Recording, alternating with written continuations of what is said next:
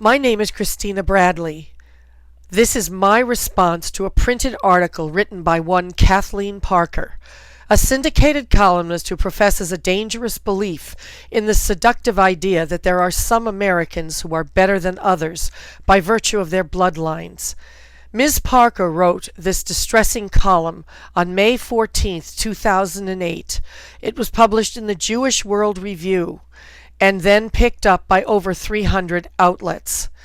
One cannot help but wonder how a Jewish publication would allow one of its writers to use language that is so eerily reminiscent of Hitler's early racial laws.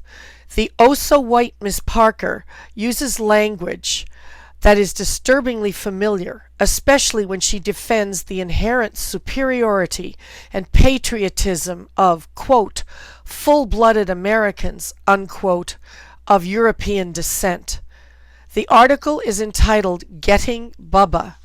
Please realize that the following words are hers, not mine. Getting Bubba. Quote, a full-blooded American, unquote. That's how 24-year-old Josh Fry of West Virginia described his preference for John McCain over Barack Obama. His feelings aren't racist, he explained. He would just be more comfortable with, quote, someone who is a full-blooded American as president, unquote. Whether Fry was referring to McCain's military service or Obama's Kenyan father isn't clear, but he may have hit upon something essential in this presidential race. Full-bloodedness is an old coin that's gaining currency in the new American realm, meaning politics may no longer be so much about race and gender as about heritage, core values, and made in America. Just as we once and still have a cultural divide in this country, we now have a patriot divide. Who gets America and who doesn't? The answer has nothing to do with a flag lapel pin which Obama donned for a campaign swing through West Virginia, or even military service, although that helps. It's not about flagpoles in front yards or magnetic ribbons stuck on tailgates. It's about blood equity, heritage, and commitment to hard-won American values and roots. Some run deeper than others, and therein lies the truth of Josh Fry's political sense.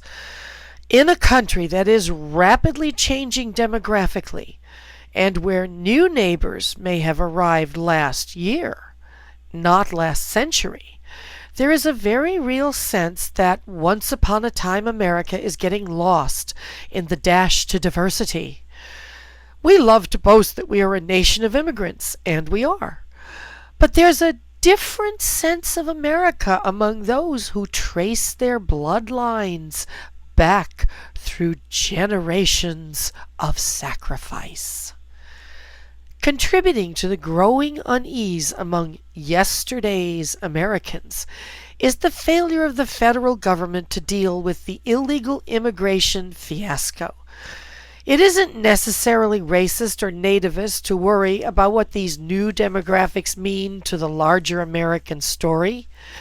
Yet white Americans primarily, and Southerners, rural and small-town folks especially, have been put on the defensive for their throwback concerns with, quote, guns, God, and gays, unquote, as Howard Dean put it in 2003, and more recently for clinging to, quote, guns or religion, or antipathy to people who aren't like them, unquote, as Obama described white, working-class Pennsylvanians who preferred his opponent. The gun, gods, and gays trope has haunted Democrats, and Republicans have enjoyed dusting it off whenever they needed to rile the locals. It's an easy play. But so-called, quote, ordinary Americans, unquote, aren't so easily manipulated, and they don't need interpreters.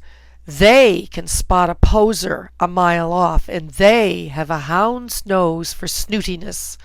They've got no truck with people who condescend, nor tolerance for that down-in-the-nose glance from people who don't know the things they know. What they know is that their forefathers fought and died for an America that has worked pretty well for more than 200 years. What they sense is that their heritage is being swept under the carpet while multiculturalism becomes the new national narrative. And they fear what else might get lost in the remodeling of America. Republicans more than Democrats seem to get this, though Hillary Clinton has figured it out. And the truth is, Clinton's own DNA is cobbled with many of the same values that rural and small-town Americans cling to. She understands viscerally what Obama has to study. Some Americans do feel antipathy toward, quote, people who aren't like them, unquote. But that antipathy isn't about racial or ethnic differences. It is not necessary to repair antipathy that is appropriately directed towards people who disregard the laws of the land and who dismiss the struggles that resulted in their creation. Full-blooded Americans get this.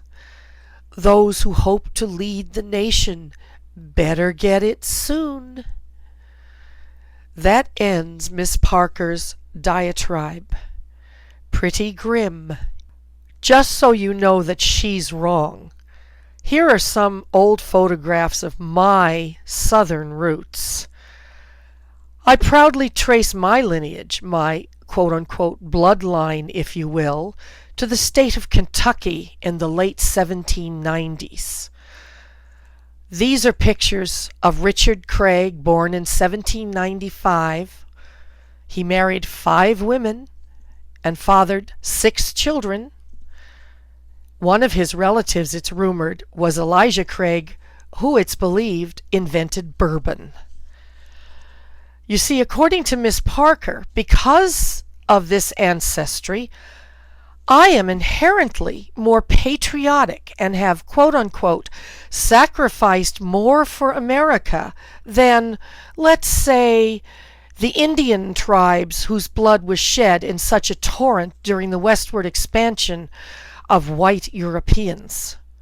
Additionally, by inference, Ms. Parker doesn't believe that anyone who descends from an African slave has the requisite bloodline either, despite the fact that most of their heritage, and I use that word carefully, heritage, is as old or older than the plantation-bound, lily-white Southerners who sold them like cattle and made fortunes using and abusing them.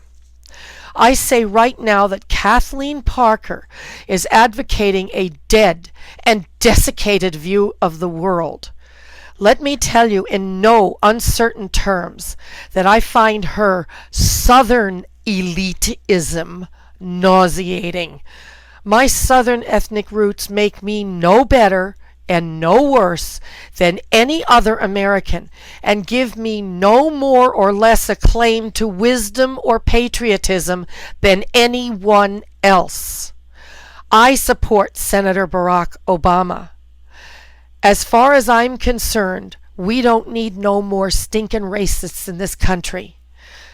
More importantly, it's time for both parties, Democrats and Republicans, to refuse to take the low road by pandering to an exceedingly small percentage of people who can't accept the fact that it's 2008, not 1908. I'd suggest that Miss Kathleen Parker, whose hair color comes out of a bottle and isn't genetic, take her phony baloney bloodline argument and stick it where the sun don't shine.